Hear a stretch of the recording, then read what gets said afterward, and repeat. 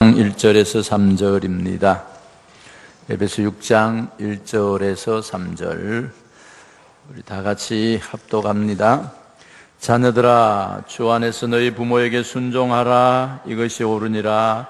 네 아버지와 어머니를 공경하라. 이것이 약속 있는 첫 계명이니 이로써 네가 잘되고 땅에서 장수하리라. 아멘. 이 시간에는 우리 주일학교 어린이들이 와서 우리 어머니들, 아버님들에게 귀한 찬양 들려줍니다. 조금 전에 여러분들이 영상에 나왔던 그 선명의 합창단, 이번 주 마지막 주일 오셔서 음악 찬양 예배 드릴 텐데, 그분들이 세계를 다니면서 찬양하는 선명의 합창단들이에요. 그 선명의 합창단보다 뛰어난 합창단이 하나 있는데 지금 여기 들어오는 사람입니다. 우리 박수로 한번 쳐주시길 바랍니다. 예. 얼마나 귀여운지. 위에 올라오면 더 좋은데. 예? 그래, 위에 한 줄 올라오고, 이거 좀 뒤로 밀고, 이걸, 예. 오케이. 그렇게 딱 해주세요. 다 치워주세요. 이 친구들은 세계적인 선명의 합창단보다 더 잘하는 팀들이에요. 초대해왔어. 울러 올라온다고? 그래, 일로 앞으로 와. 괜찮아. 자, 한 줄 더 서. 그래. 여러분들이 평생 이 아이들 노래를 한번 들어볼까 말까 하는 그렇게 귀한 아이들이에요. 예.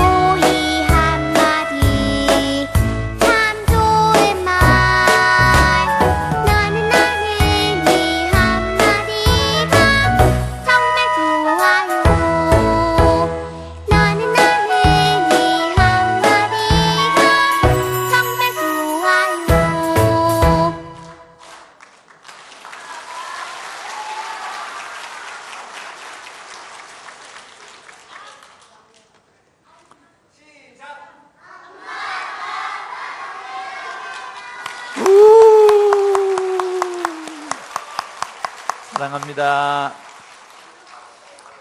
예, 이제 가도 돼요. 또 할 거예요? 또 있어요? 그래. 너무 잘했어요. 예, 우리 선명의 합창단보다 훨씬 뛰어난 합창단이에요. 예, 우리 한 번 더 박수 한번 쳐주세요. 네, 감사합니다. 이들이 이번에 이제 토요일 날 또 울산에, 대구에 또 성경 올림픽 대회 갑니다. 가가지고 또 열심히 하고 올 텐데, 우리 여러분들이 기도 많이 해주시기를 바랍니다. 자, 옆 사람에게 인사합시다. 오래오래 사세요. 행복하게 사세요. 아멘. 감사합니다. 오늘은 어버이 주일입니다. 부모의 공경의 두 기둥이라는 말씀으로 좀 강론을 하려고 합니다. 어떤 생명보험사에서 중고등학생 대상으로 설문조사를 했어요. 너희가 앞으로 1년밖에 살 수 없다. 그런데 너희들이 지금까지 못한 꿈을 1년 만에 이룰 수 있는 기회가 주어진다. 이것 하나 하고, 그 다음에 돈 5억을 줄 테니 선택해봐라. 1년 만에 너희들이 원하는 꿈을 이루기를 원하느냐, 아니면 돈 5억을 받기를 원하느냐. 뭐 하시겠어요? 돈 소리 나는데, 아이들은 우리의 생각과는 다르게 꿈을 이루기를 원했어요. 그래서 이제 그 아이들의 부모를 불렀어요. 똑같은 질문을 해줬어요. 당신이 앞으로 1년밖에 못 삽니다. 이제까지 못다한 꿈을 1년 만에 이룰 수 있는 기회가 오는데 그걸 이루시겠습니까? 돈 5억을 받겠습니까? 부모들은 뭐라 했겠어요? 역시 돈이군요. 한참 고민했어요. 아이들보다 더 오래 고민하다가 선택한 것이 돈 5억이었어요. 그것을 주최했던 주최 측에서 너무 놀라서 물었어요. 사람이 노년이 들수록 자기가 못한 꿈을 한번 이뤄봤으면 하는 것이 더 강하다는 거예요. 젊은이들보다. 근데 왜 돈을 선택했는가 물었더니 그들의 대답이 참 아름다웠어요. 부모가 되면 부모의 소원은 하나입니다. 그 소원은 자식 잘 되는 거지요. 그래서 내가 그토록 사랑했던 사모했던 소원을 이루지 못했어도 내 자녀들이 이 돈을 남겨주어서 그 소원을 이룬다면 내가 포기하고 이것을 선택합니다 라고 했다고 합니다. 부모의 최고의 기쁨은 자녀들이 잘 되는 겁니다. 부모의 최고의 슬픔은 자식이 힘들어질 때 슬프지요. 오늘은 어버이주일입니다. 우리가 어버이주일을 맞이하면서 우리가 생각할 것은 부모에게 순종하고 공경하라. 이 두 기둥을 좀 강론하려고 합니다. 창세기 보면 야곱의 아들 야곱이 사랑하는 아들 요셉을 잃고 평생 슬프게 살아갑니다. 아무 기진맥진하게. 그런데 어느 날 그에게 아주 기쁜 소식이 들립니다. 요셉이 살아있다는 겁니다. 그토록 사랑했던 아들 죽은 줄 알았는데 요셉이 살아있다는 겁니다. 그래서 빨리 짐을 챙겨서 애굽에 들어가서 요셉을 만나고 했던 말이 뭔지 아십니까? 이제 죽어도 좋다라는 것이었습니다. 그토록 사랑했던 아들을 만나고 내가 이제 죽어도 여한이 없다라고 말합니다. 이게 부모의 마음이지. 사무엘상 18장에 가서 보면 다윗의 아들 압살롬이 아버지에게 반란을 일으킵니다. 아버지 왕권을 찬탈하기 위해서 반란을 일으켜요. 그래서 반란을 일으키고 전쟁이 일어납니다. 아버지 군사와 아들 군사가 전쟁을 합니다. 세상에 이런 비극이 어디 있어요? 그런데 아들 군사인 압살롬의 군대가 집니다. 그리고 압살롬이 전사합니다. 이 소식을 부하들이 전하지 기쁜 소식으로 압살롬이 전사했습니다 하고 아버지에게 전했는데 아버지 다윗은 흐느껴 웁니다. 압살롬아, 압살롬아, 차라리 내가 대신 죽었으면 좋아할 것을. 내 아들 압살롬아, 자기를 반역하고 자기 왕권을 찬탈하기 위해서 군대를 떼가 나가서 전쟁을 일으켰던 불효막심한 아들이지만 아버지는 늘 아들을 사랑하는 마음이 있습니다. 우리 영상을 잠깐 하나 보도록 하겠습니다. 앞부분만 좀 보여주시기를 바랍니다. 아버지의 마음이 어떤 마음인지. 5 빼기 3은 얼마입니까? 아이고 잘하신다. 그 다음에 2 더하기 2는 얼마입니까? 아이고 더 잘하시네. 이 뜻이 뭐냐 하면요, 오해를 3번만 생각해 주면 이해가 생기고, 오해를 3번만 생각합니다. 이해를 2번만 해주면 사랑이 생깁니다. 제목만 봐도 멋있지요? 여러분요, 가정이 얼마나 중요한지 압니까? 여기서 있는 황수환 박사는 가난한 농부의 아들로 태어났습니다. 근데 우리 아버님은 특징이 하나 있어요. 자식들을 차 안아줘요. 들에 일하시다도 제가 아장아장 걸어가면 손 씻고 올라와서 또 열차를 딱 안아줘요.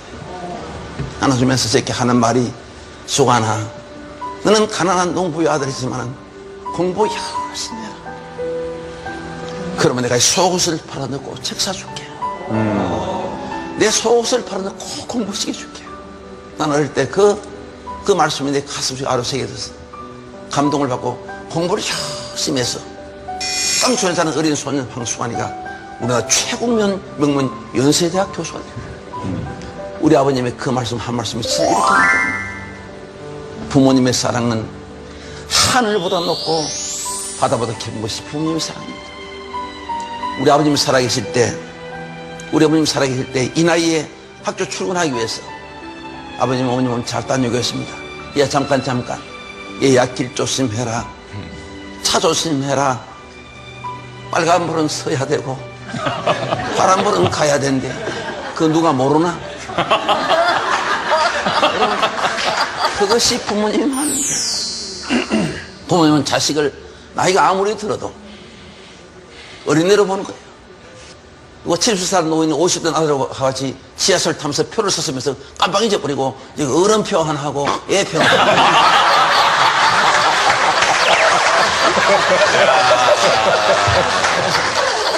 맞아요. 자식은 나이가 아무리 많아도 어린애로 보는 거예요. 설날 아침에는 가정에 대청마루에 83세 된 아버지하고 53세 된 아들하고 마주 앉아 있었습니다. 마침 창가에 까치 한 마리 나왔습니다. 아버지가 물었습니다. 얘야 저게 뭐냐? 아버지 까치예요. 그래 오냐 고마워. 두 번째 또 물었습니다. 얘야 저게 뭐냐? 금방 까치라 했잖아요. 오냐 고맙다. 또 세 번째 또 잊어버리고 또 물었습니다. 여러분 나이 많으면 여자는 부모는 정신이 왔다 갔다 합니다. 얘야 저게 뭐냐? 금방 까치라 했잖아요. 그것도 못 알아먹어요. 그 소리를 아버지는 너무너무 서러웠습니다. 너무너무 서러워서 방으로 들어갔습니다. 들어가서 옛날 일기장을 꺼내왔습니다. 그 일기장은 제가 33살 때 일기장이었습니다. 밖에 나와서 제 아들하고 읽어보라 했습니다. 그 일기장에 이런 글귀가 써 있습니다. 3살짜리 내 아들과 마루에 마주 앉았습니다. 마침 창가에 까치가 날아왔다. 3살 먹은 내 아들이 나에게 물었다. 얘야 저게 뭐냐? 얘야 까치란다. 내 아들은 연거푸 23번을 물었다. 아까 저거 뭐야? 아까 저거 뭐야? 나는 23번을 까치라고 답을 하면서 내 마음이 왜 이렇게 철거한지 몰랐다. 예, 이것이 아비의 내 마음. 아들을 너무 23번을 대답해도 또 대답해 주는 게 아비의 마음인데, 자식은 자기 혼자 큰 줄 압니다. 스스로 자기 혼자 큰 줄 알고 오늘 내가 있기까지 사랑하고 돌봐주었던 희생한 분이 계시다는 걸 까맣게 잃어버리고 살아갑니다. 여러분, 효도가 뭘까요? 사람들이 효도를 윤리라고 말합니다. 세상의 모든 나라마다 윤리가 각각 다릅니다. 미국의 윤리가 다르고 한국의 윤리가 다릅니다. 그러나 공통적인 것은 부모에게 잘해드리는 효도는 거의 똑같습니다. 그런데 우리는 한 걸음 더 나아가서 기독교인이라면, 크리스찬이라면 성도에게 있어서 부모 사랑 효도는 윤리가 아닙니다. 따라합시다. 계명입니다. 하나님의 말씀입니다.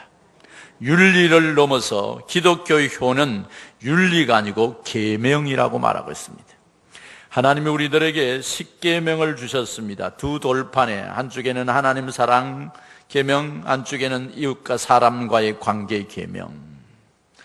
그 계명에 보면 10가지 중에 5번째 사람과 사람의 관계의 첫 번째 계명이 네 부모를 공경하라 였습니다. 하나님과 사람과의 관계에 그 계명 속에 다른 계명들은 살인하지 말라, 도둑질하지 말라, 간음하지 말라, 하지 말라 하고 끝을 냈습니다. 그런데 하나님이 우리에게 주신 부모를 공경하라는 계명에는 단서가 붙어 있습니다. 뭐라고 붙어 있습니까? 오늘 2절 말씀에 이것은 약속 있는 첫 계명이니 3절에 네가 잘되고 땅에서 장수하리라. 하나님이 우리에게 주신 부모 사랑, 부모 공경의 계명 중에 그것을 지키면 잘 된다라고 말하고 있습니다. 그리고 땅에서 장수한다라고 말하고 있습니다. 그래서 우리는 부모를 사랑하고 순종하고 공경하는 것, 계명이라는 것을 기억하시기를 바랍니다. 이것은 부모를 위한 것일 뿐만 아니라 또한 우리 자녀의 자식들을 위한 것입니다. 여러분, 부모가 자식이 없다라면 얼마나 허전하겠어요. 또한 자식은 부모가 없다면 어떻게 태어날 수 있습니까? 그래서 우리는 부모를 위해서는 공경하고 사랑해야 된다는 것을 오늘 말씀하고 있습니다. 가정이 행복하기 위한 첫 번째 조건이 공동체 의식입니다. 공동체 의식, 공동체 해석 방법인데요. 공동체 의식 중에 부모를 공경하는 것이 우리 가정이 해야 할 일들이라는 것입니다. 그래서 서로 사랑해야 합니다. 그런데 잘 안 됩니다. 여러분은 잘 되십니까? 참으로 어렵습니다. 행복한 가정, 가장 중요한 비결은 부모 공경 없이는 이루어지지 않는다는 것입니다. 부모와 나와의 관계, 결정을 짓는 바로미터가 바로 관계의 아름다운 섬김이었다라고 말하고 있습니다. 그래서 부모와 나와의 관계가 바르지 아니하면 내 인성이 뒤틀려집니다. 부모를 사랑하고 공경하지 아니하면, 그런 것을 배우지 않으면 인간성이 바르게 설 수가 없습니다. 우리가 세상을 살아가면서 우리가 하나의 주님과 하나님, 부모와 나와의 존재론적 관계를 생각해 볼 때 우리는 어떤 사람입니까? 죄인입니다. 죄인은 털고 털어도 교만한 것밖에 없습니다. 그럼 늘 죄를 짓습니다. 그런데 그 교만을 무너뜨릴 수 있는 관계가 뭐냐 하면 부모라는 겁니다. 자식 때문에 모든 것을 내려놓을 수 있습니다. 또 자식은 부모의 사랑으로 평안하게 살아갈 수 있습니다. 우리에게 이 부모를 순종할 수 있고 부모를 섬길 수 있는 우리 속에 솟아오는 거역하는 관계들을 치료해 줄 수 있는 게 뭐냐면 가정이라는 것입니다. 그래서 우리 가정에서 가르친 게 뭡니까? 순종과 공경, 두 기둥을 오늘 주셨습니다. 그래서 오늘 말씀 앞에 1절에 주 안에서 부모를 너희 부모에게 순종하라, 이것이 옳으니라. 2절에 네 아버지 어머니를 공경하라, 이것이 약속 있는 첫 계명이다. 첫 번째 말씀에 보면 주 안에서 순종하라, 이것이 옳으니라. 사람의 가장 근본 옳은 것이 뭡니까? 하나님을 경외하는 것이고, 또한 우리가 부모에게 순종하는 것이 옳은 일이라고 그랬습니다. 여기 옳다는 말은 의로운 말이라는 말입니다. 칼빈은 이 옳다는 말을 성경에 맞는 일이다, 부모 공경이, 부모에게 순종하는, 칼바르트는 자녀가 부모에게 순종하는 것은 창조의 질서다, 그렇게 말씀하고 있습니다. 그래서 자식들이 부모에게 순종해야 할 이유가 무엇일까요? 옳은 일이기 때문에 부모에게 순종해야 된다고 말씀하고 있습니다. 우리가 부모에게 순종하면 복 받는 일이니까 부모에게 순종해야지, 부모에게 순종하면 잘 되는 일이니까 순종해야지, 그게 아니고 반드시 순종하는 것이 옳은 일이다라는 것입니다. 그런데 순종할 때 우리가 어떻습니까? 이 부모에게 순종하라 이 말은 이유가 없습니다. 순종에는 조건이 없습니다. 무조건적인 순종을 지금 이야기하는 것입니다. 여러분, 불순종하는 자녀들에게 물어보십시오. 부모를 사랑하지 못할 조건이 많이 있습니다. 그래서 아버지가 이렇고 어머니가 이렇고 우리 가정이 이렇고 나에게 교육을 이렇게 하고 별별 소리 다 하면서 반항하고 불순종할 수 있습니다. 그러나 성경은 순종하라라는 말은 조건이 없습니다. 무조건적 순종해야 됩니다. 시어머니 무조건적으로 순종하셔야 됩니다. 어머니에게 무조건적으로 순종하셔야 됩니다. 부모가 계시지 않고 다 떠나고 없으면 우리 주변에 있는 어른들에게 순종하셔야 합니다. 순종이 얼마나 아름다운 복인가 하면 순종하는 자들이 땅에서 창대한 것을 성경이 말하고 있습니다. 우리가 잘 아는 믿음의 조상 아브라함입니다. 창세기 12장 1절에 여호와께서 아브라함에게 이르시되 너는 너의 고향 본토 친척의 집을 떠나 내가 네게 보여줄 땅으로 가라 명령합니다. 여러분, 갑작스레 교회 갔다 오더니 남편이 여보 짐 싸 이사 가자. 어디로요? 갈 건 몰라. 하나님이 가래. 오늘 목사님 설교 들으니까 이사 가래. 그러면 어떻게 해요? 갈지 뜯깁니다. 함부로 그러지 마시길 바랍니다. 난리 납니다. 부인한테, 가족들한테 난리 납니다. 그런데 이 모든 가족은 아브라함 따라 떠납니다. 갈 바를 알지 못하고 떠났습니다. 이것이 아름다운 순종이라고 말하고 있습니다. 근데 그것까지는 우리가 어느 정도 할 수 있다고 생각합시다. 아브라함에게 주신 복이 창대한 복을 주신다 했어요. 네가 복의 근원이 된다고 했어요. 네 자손이 하늘의 별 땅의 모래같이 많아진다고 했어요. 여러 가지 산전수전을 다 겪고 100세의 아들을 얻습니다. 그런데 이삭이 27세 나이, 아브라함이 127세쯤 되었을 때 하나님이 창세기 22장에 나타 너 아들 독자 이삭을 내게 바치라 그렇게 말합니다. 하나님께서 이삭을 조건 없이 번제로 드려서 내게 바치라라고 말씀하고 있습니다. 내 사랑하는 아들 독자 이삭 그렇게 말하고 있습니다. 여러분, 하나님의 약속으로 주신 아들입니다. 하나님의 언약의 아들입니다. 그리고 그 씨를 통해서 계속 아브라함의 후손, 믿음의 후손이 태어날 자녀입니다. 그 자녀를 지금 하나님이 달라는 겁니다. 얼마든지 클레임을 걸 수 있습니다. 하나님 약속이 틀립니다. 나와 하신 언약이 틀리지 않습니까? 얼마든지 반항할 수 있습니다.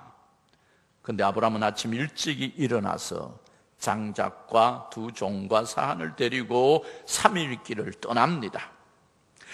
떠나가는 과정 속에 아브라함과 아들의 대화가 일어납니다. 아버님, 묻습니다.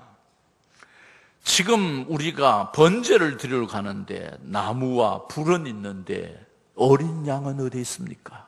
기가 막힌 질문이지 않습니까?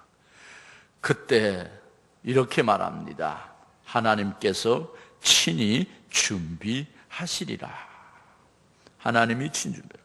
그리고 모리아산에 올라갔습니다. 그리고 둘이서 돌을 주워서 단을 쌓고 나무를 위에 얹혀놓고 이제 제물을 잡아서 죽이려고 할 때 아브라함이 아들에게 말합니다. 아들아, 미안하다.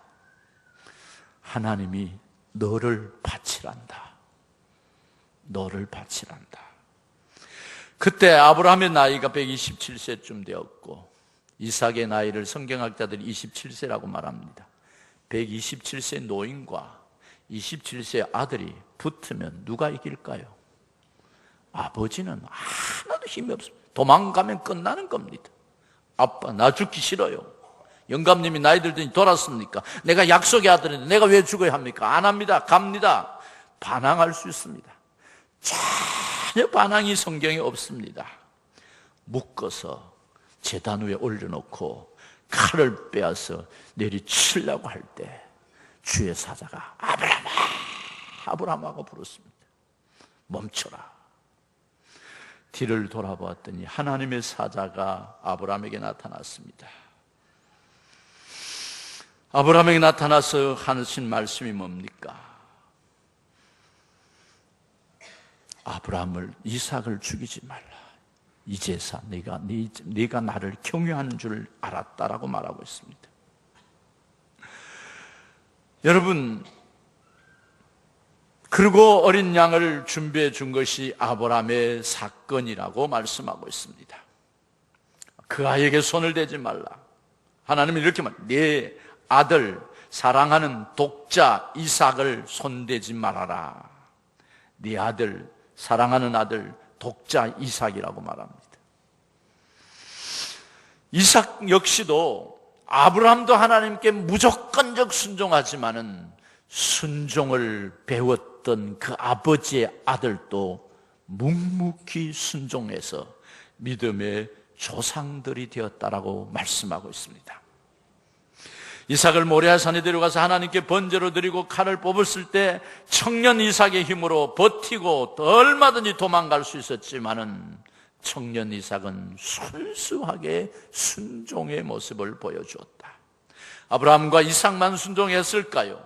우리를 위하여 십자가 지신 예수 그리스도도 아버지의 명령을 따라 십자가에서 죽기까지 순종했습니다. 제자들도 마찬가지고요. 그래서 순종이 최고의 효도라는 겁니다.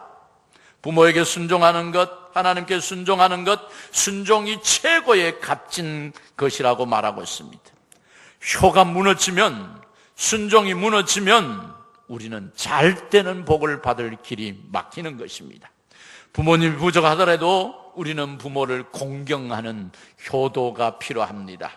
부모 노릇 제대로 못하여 자녀들을 노엽게 하고 마음에 상처를 주는 부모가 있다 하더라도 내가 해야 할 일은 순종하는 겁니다. 그래서 자문은 말합니다. 너희 아비들아, 23장 22절에 너희 아비에게 청종하라. 이 청종이라는 말, 들을 청, 따를 종, 듣고 따르라. 골로새 3장 20절에 자녀들아 모든 일에 부모에게 순종하라. 모든 일에 순종하라고 말하고 있습니다. 조건이 없습니다. 이거는 되고 저거는 안 된다는 게 아닙니다. 잠언 30장 10절째 아비를 조롱하고 순종하기를 싫어하는 자의 눈은 꼴짜기에 까마귀에 쪼이고 독수리 새끼에 먹혀우리라. 순종이라는 말, 후포키오라는 말입니다. 후포라는 말과 아크로라는 말의 합성어인데요, 후포라는 듣다라는 말입니다. 크오라는 말은 아래에 있으면서 듣는 것입니다. 그래서 아래에서 듣다, 후포키오, 회파케오라는 말, 아래에서 듣다라는 헬라어입니다. 무슨 말씀인가 하면은 아버지와 아들과 동격이 아니라는 것입니다. 아버지는 공경받아야 되고 존경받아야 되고 아들은 그 밑에서 듣고 순종해야 할 관계라는 겁니다. 후포케어란 말은 효도의 가장 기본적인 것은 잘 듣는 데 있다는 것입니다. 잘 듣고 순종하라는 것입니다. 잘 듣고 순종했던 사람들, 미국의 초대 대통령이 있는 조지 워싱턴, 고등학교 교과서에 부모 공경에 대해서 잘 나오는 이름 인물입니다. 청년 워싱턴이 꿈이 선장이었습니다. 그래서 모든 청년 때 자기가 선장을 해서 대륙을 항해하면서 큰 꿈을 꿨습니다. 대양을 항해하면서 큰 꿈을 꿨습니다. 그리고 모든 것을 다 준비하고 어머니에게 인사를 드려왔습니다. 어머니, 오늘 제가 배를 타고 고대양 육대주를 다닐 겁니다. 어머니가 아무 말이 없습니다. 계속 앉아서 훌쩍거리고 울기만 합니다. 왜요? 지금처럼 선박이 잘 갖춰진 때도 아니고 그 어려운 항해 길을 나가면서 돌아올지, 바다에 빠져 죽을지, 바람, 태풍 맞아 침몰할지 부모의 마음이 가슴이 저며오는 거예요. 내 아들이 어떻게 될지 말이 안 나오는 거예요. 이 우는 모습을 물끄러미 바라봤던 조지 워싱턴이 어머니 앞에 무릎을 꿇고 실토를 합니다. 어머니, 저의 꿈을 포기하겠습니다. 어머님이 그렇게 우는 모습을 보고 내 꿈을 이루기 위해서 가지는 않겠습니다. 다 준비했던 거 포기합니다. 조지 워싱턴은 자기 꿈을 이루지 못했습니다. 선장이 되지 못했습니다. 그러나 하나님에게 그에게 복을 주셔서 미국의 초대 대통령이 됩니다. 순종하는 자에게 부모를 공경하는 자에게 주님이 주셨던 축복이었다라고 말씀하고 있습니다. 두 번째 오늘 말씀은 순종에서 한 걸음 더 나가서 2절에 너 아버지와 어머니를 공경하라라는 말입니다. 공경이라는 단어는 가격을 높인다라는 것입니다. 소중히 여긴다, 값을 후하게 드린다, 이런 말입니다. 원래 헬라 원전에는 이 성경의 공경이라는 단어를 디모데전서 1장 17절은 이렇게 홀로 하나님이신 하나님께 존귀와 영광이 세세토록 있을지어다. 영광이라는 단어입니다. 공경이라는 단어를 우리 한글 성경을 번역할 때 하나님에게는 존귀로 썼고 부모에게는 공경이라 썼습니다.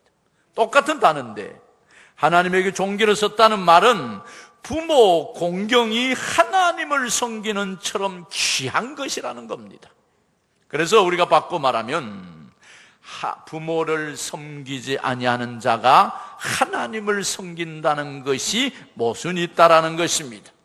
공경이라고 번역한 하나님을 하나님께 공경이라는 단어를 부모에게는 공경이라 썼지만 하나님은 존귀라고 쓴 동일한 단어라면 부모를 잘 섬기는 것이 하나님을 섬기는 것과 같다라는 말씀입니다. 잠언 32장 2절에 존중히 여기고 경히 여기지 말라라고 말합니다. 신명기 27장 66절에는 그 부모를 경히 여기는 자는 저주를 받을지어다. 아멘 이랬습니다. 부모를 경히 여기는 자는 저주를 받을지어다고 선포하니까 온 회중이 아멘 했습니다. 한번 해볼까요? 부모를 경히 여기는 자에게는 저주를 받을지어다. 아멘 안 하는 사람은 어떤 사람인지 나 잘 모르겠어요. 그 말은 뭐예요? 공경하기로 결심하라는 거예요. 오늘 예배를 마치고 돌아가면서 다시 한번 우리 결심합시다. 부모 공경하기를 결심하시기를 바랍니다. 내 부모를 공경하라. 그리하면 네 하나님 여호와께서 준 땅에서 네 생명이 길리라. 오늘 3절에 이렇게 말하면 잘 되고 땅에서 장수한다 그랬어요. 언제? 순종하고 공경할 때. 너희 각 사람은 부모를 경외하고 레위기에 경외하라고 말하고 신명기 5장 16절 네 하나님 여호와께 명령한 대로 네 부모를 공경하라라고 말씀하고 있어요.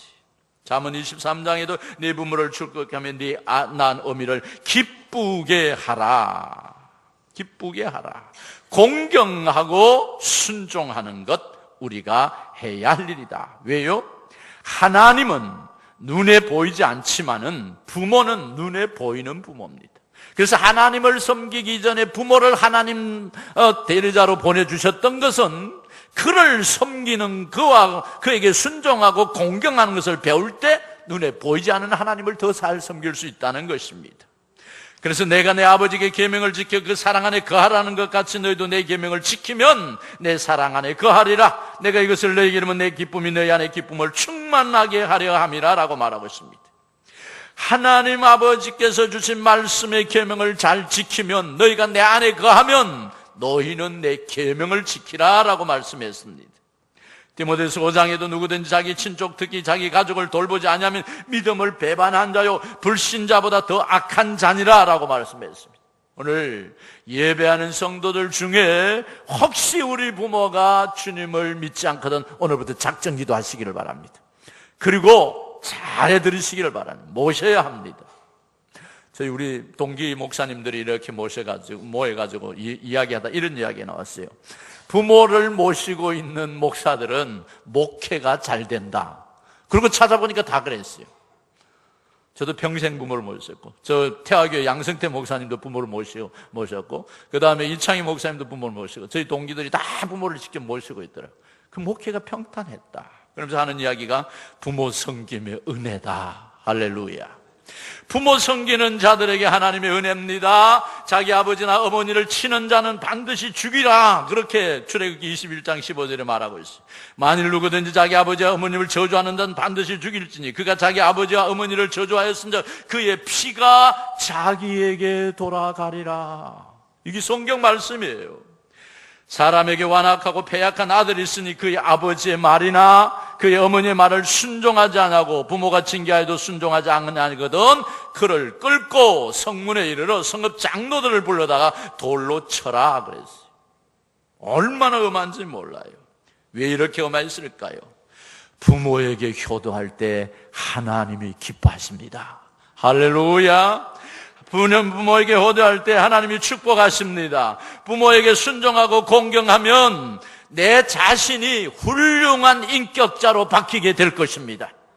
우리가 부모를 공경하는 마음이, 순종하는 마음이 우리에게 생기면 우리의 인격이 변화된다는 것입니다. 마르틴 루터는 그에 대해 요르문답에 이렇게 말합니다. 나에게는 네 분의 부모가 있다. 낳아준 부모, 가르쳐준 선생님, 나라를 지켜주신 왕, 영적으로 지도해준 목사님, 이렇게 네 분을 부모라고 했다. 낳아주신 부모님에게는 순종하고 공경하며 효자 효녀가 됩니다. 가르쳐준 선생님의 말씀에 순종하고 공경하면 모범생이 됩니다. 왕을 위해서 순종하고 공경하면 충신이 됩니다. 목사에게 순종하고 공경하는 성도는 축복을 받습니다. 그렇게 말했습니다. 따라서 교회나 사회나 부모를 공경하는 자들은 어디 가서나 인정을 받을 수 있다. 부모에게 효도함으로 효도하는 자녀를 갖게 됩니다. 내가 부모에게 효도해야 내 밑에 있는 내 아들이 나에게 효도할 수 있다는 것이죠. 왜? 보여주었기 때문에, 가르쳐 주었기 때문에. 부모에게 효도하는 자신이 행복한 사람이 된다는 걸 기억하시기를 바랍니다. 그래서 연세 되시는 부모님을 섬기는 것, 모시는 것 결코 쉬운 일이 아닙니다. 얼마나 엉뚱한 일을 저지르고 엉뚱한 일을 많이 하는지 모릅니다. 그럼에도 불구하고 격렬히 여기지 마시기를 바랍니다. 가볍게 대하지 마시기를 바랍니다. 여러분, 그래서 우리가 하나님 앞에서 부모를 섬기고 사랑할 때 놀라운 은혜가 있다라는 것입니다. 그래서 도저히 내게 맞지 않더라도 내가 힘든 노인을 섬기고 있다 하더라도 그것이 하나님이 기뻐하시는 일이라는 것입니다. 여러분 가정에 치매를 앓고 계신 노인이 계십니까? 자식 고생시키는 노인이 계십니까? 대소변을 받아내는 어르신이 계십니까? 나도 힘든 노인인데 나도 나이가 들었는데 내 어머니 아버지가 아직 살아계셔서 힘들게 하시는 분이 혹시 없습니까? 하나님이 우리에게 주신 것은 공경하라고 주셨습니다. 부모를 공경하라 하신 것은 바로 하나님의 놀라운 축복입니다. 그래서 이런 용어가 있습니다. 효성환생 효순자요, 악역환생 악역자라. 효도하고 순종하는 아들은 효도하고 순종하는 아들을 낳고, 악하고 거스르는 일은 악하고 거스르는 아들을 낳는다라고 말했습니다. 그래서 박은 씨가 쓴 시에 이런 시가 있습니다. 제목은 어머니입니다. 어머니는 좋은 옷이 필요치 않는 줄 알았습니다. 예쁜 그릇도 가지고 싶지 않는 줄 알았습니다. 맛있는 음식에 마음이 없는 줄 알았습니다. 빛깔곤 립스틱이나 빛깔곤 양산도 눈여겨보지 않는 줄 알았습니다. 그런데 시집와서 40고비에 다다르면서 이제야 깨달았습니다. 어머니도 여자이심을 알았습니다. 어머니 가슴에도 무지개가 있고 파랑새가 있고 사파이가 있음을 이제야 알았습니다. 어머니는 언제나 귀한 이름입니다.